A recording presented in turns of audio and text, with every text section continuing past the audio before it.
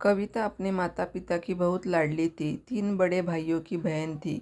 कोई भी चीज़ मांगने पर उसी उसी वक्त सामने हाजिर हो जाती। पूरे घर में रौब था उसका। पूरे परिवार और नौकरों पर राजकुमारी की तरह हुक्म चलाती थी कविता। स्कूल में भी उसका ही पूरा रौब था। बड़े घर की लाडली जो थी वह। स्कूल की पढ़ाई खत्म करने के बाद कविता ने कॉलेज में दाखिला लिया। उसके ठाट बाट बड़ी गाड़ी में आना जाना, हर दिन नया फैशन देखकर हर कोई उससे दोस्ती करना चाहता था। थोड़े ही दिनों में उसके बहुत से दोस्त बन गए। पूरे कॉलेज में उसकी अपनी एक पहचान थी। इन दिनों उसके घर एक रिश्ता आया। खानदानी लोग थे और पापा की पुरानी जान पहचान थी उनके साथ। कविता के साथ कोई ज़बरदस्ती नहीं थी, पर कविता ने फिर भी हाँ कर दी क्योंकि वह अपने परिवार से बहुत प्यार करती थी। वह जानती थी कि वह लोग उसका अच्छा ही सोचेंगे। लड़के का नाम राज था। राज काफ़ी पढ़ लिखा और समझदार लड़का था। ससुराल वाले भी बहुत अच्छे थे। ससुराल में कविता की जगह वैसी ही थी जैसी कि मायके में। कोई भी कार्य कविता की सलाह के बिना नहीं होता था। सबकी लाडली बहू बन गई थी वह। फिर उसके घर एक बेटे का जन्म हुआ। राहुल कविता को जान से भी प्यारा था। पोता पाकर ससुराल वाले तो फूले नहीं समाते थे। कविता कभी कभी सोचती थी कि उसकी किस्मत कितनी अच्छी है। उसका हर अपना उसे कितना प्यार करता है। चाहे जीवन में कैसा भी समय आए, मेरे अपने हमेशा मेरे साथ है। मैं कभी अकेली नहीं हो सकती। कितनी खुशकिस्मत हूँ मैं। पर शायद कविता की खुशियों को उसकी अपनी ही नज़र लग गई थी। एक दिन वह मायके जाने की जिद कर बैठी। राज को बहुत काम था, लेकिन फिर भी वह उसे ले गया। रास्ते में उनकी गाड़ी अन्य गाड़ी से टकरा गई। कविता, राज और राहुल बहुत बुरी तरह से जख्मी हो गए। काफ़ी दिनों के इलाज के बाद राज और राहुल तो ठीक हो गए, लेकिन कविता पूरी तरह ठीक ना हो सकी। सर पर चोट लगने के कारण वह अपनी आंखों की रोशनी खो बैठी। अब कविता की किस्मत जैसे उल्टे पांव चलने लगी।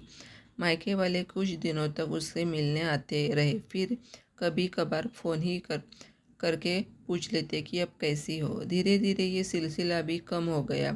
ससुराल वालों की सहानुभूति भी कम होने लगी। घर में किसी के पास बैठने के लिए कहती तो जवाब मिलता, बहुत काम है, अब तुम भी हाथ नहीं बटा सकती। राज भी चिड़चिड़ा हो गया था।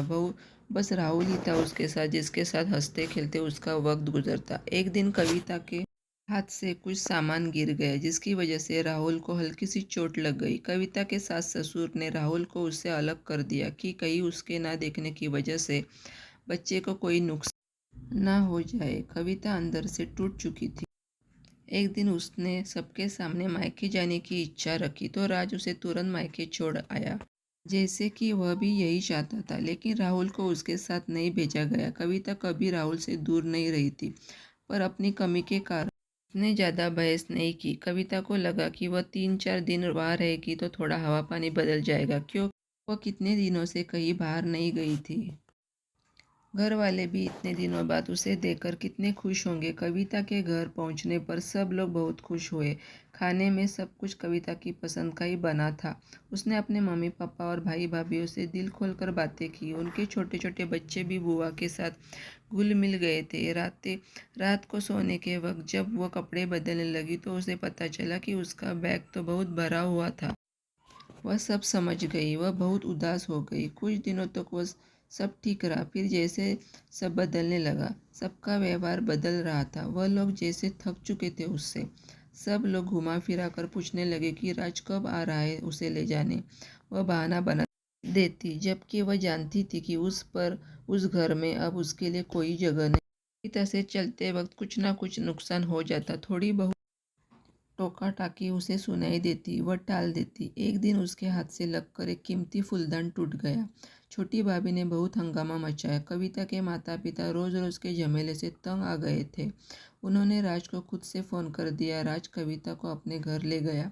कविता को अपने परिवार वालों से ये उम्मीद ना थी। जिस कविता ने के कहे बिना घर में एक पत्ता भी नहीं हिलता था, उस घर के लिए वह बोझ बन चुकी थी। राज के साथ ससुराल आते वक्त वह बहुत खुश थी, क्योंकि वह अपने घर जा रही थी, अपने जिगर के टुकड़े राहुल के पास। परंतु यह खुशी भी कुछ पल की ही थी। सारा बंदोबस्त पहले ही किया हुआ था। कविता को सीधे ऊपर वाले कमरे में पहुंचा दिया गया। राहुल से दूर रहने की सख्त चेतावनी दी गई। एक कामवाली लता को उसकी जिम्मेदारी सौंपी गई। उसके खाने पहनने जैसी ज़रूरतों का ध्यान रखती। कविता ज़्यादातर चुप ही रहती। कभी कभी काम वाली लता से थोड़ी बात होती। उसके जरिए राहुल का पता चल जाता। सबकी लाडली बेटी और बहू सबके लिए लाडली से बोझ बन चुकी थी।